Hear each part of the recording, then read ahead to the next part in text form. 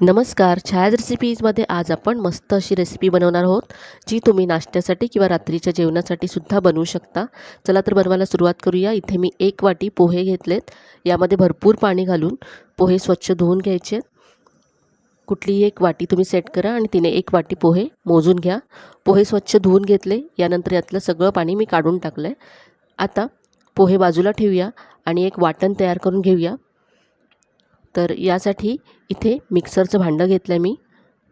यामध्ये एक मध्यम आकाराचा कांदा घालायचा आहे. कांदा मोठा मोठा असा चिरून घेतला आहे. यामध्ये आता हिरव्या मिरच्या घालायच्या आहेत. इथे मी 2 हिरव्या मिरच्या घेतल्यात. तुम्हाला जेवढं तिखट हवं त्या प्रमाणात घ्या. यानंतर आलं घ्यायचं आहे. इथे आता मी एक मध्यम आकाराचा बटाटा, कच्चा बटाटा सोलून घेतला आणि त्याचा रंग बदलू नये म्हणून असा पाण्यात ठेवला होता. तर हा असा मोठा मोठा चिरून यामध्ये घालायचा आहे. याबरोबरच इथे 5 ते 6 पाकळ्या लसूण घेतला आहे. आता पाणी न घालता याची अगदी बारीक पेस्ट करून घ्यायची आहे. कांदे आणि बटाट्यामध्ये भरपूर पाणी असतं, त्यामुळे पाणी घालायची इथे गरज पडत नाही.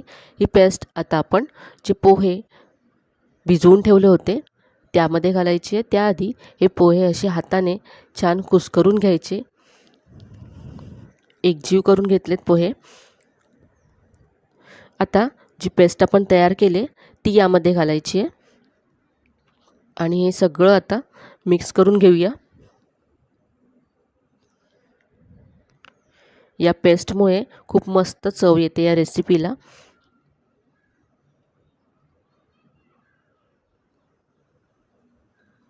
हे सगळं मिक्स करून घेतलं.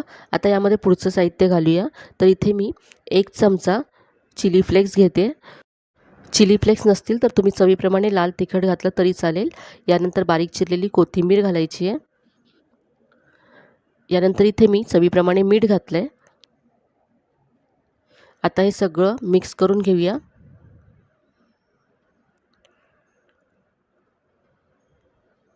आपण जी पेस्ट केली होती त्यामध्ये आपण आलं, लसूण, कांदा, बटाटा घातला, त्यामुळे यामध्ये जास्त मसाले घालायची गरज पडत नाही.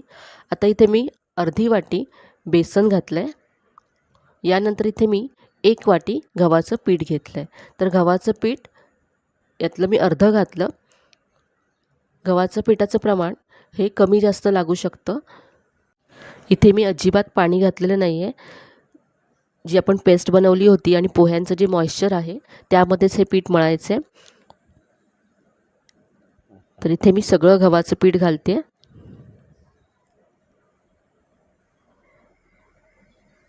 अजूनही हे ओलसर आहे, तर इथे मी आणखी 1 वाटी गव्हाचं पीठ घेतलं आहे. यातलं थोडं थोडं घालत जायचं आहे आणि मळत जायचं आहे.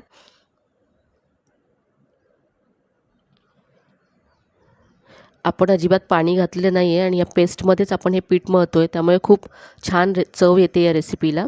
तर इथे मी पीठ मळून घेतलं आणि मला इथे 1.5 वाटी पीठ लागलं.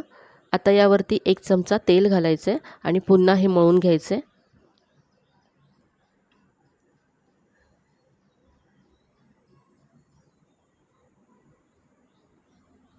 पीठ मळून तयार आहे. आता याचे आपण पराठे बनवणार आहोत. तर याच पिठापासून तुम्ही पुऱ्यासुद्धा बनवू शकता. आता याचा आपण पराठा लाटून घेऊया. बटाट्यामुळे या पराठ्यांना खूप मस्त टेस्ट येते, त्याचबरोबर सॉफ्ट होतात. तर इथे पराठा लाटून घेतला. आता याला छान राऊंड शेप यावा यासाठी प्लेटने किंवा असं एखाद्या झाकणाने कट करून घ्यायचं आहे. तुम्ही असाच पराठा भाजून घेतला तरी चालेल. दिसायला फक्त छान दिसावा म्हणून मी असं कट करून घेते. एक्स्ट्राचं जे पीठ आहे ते काढून घेऊया. तर हा मस्त असा पराठा तयार आहे. चपातीपेक्षा थोडासा जाडसर लाटून घेतला आहे. आता हा पराठा आपण भाजूया. तर इथे गॅसवरती मी तवा गरम करत ठेवला आहे. तवा गरम झाल्यानंतर गॅसची फ्लेम मीडियम करायची आहे आणि पराठा तव्यावरती घालायचा आहे. आता तेल तूप न घालताच पराठा आधी आपण भाजून घेऊया. एका बाजूने भाजून झाल्यानंतर पराठा उलटून घ्यायचा आहे आणि दुसऱ्या बाजूने सुद्धा भाजून घ्यायचं आहे. तर असा तेल तूप न घालताच दोन्ही बाजूने पराठा आधी खरपूस भाजून घ्यायचा. यानंतर यावरती इथे मी तेल घालते. तुम्हाला जर आवडत असेल तर तूपसुद्धा घालू शकता किंवा बटर घालू शकता. आणि आता खरपूस करून घेऊया पराठा.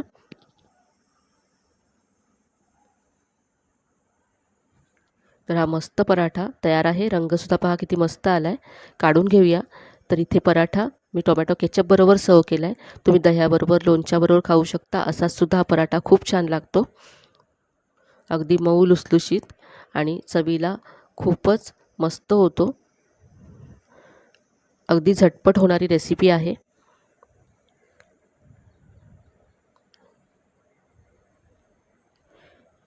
रेसिपी तुम्ही नक्की करून पहा.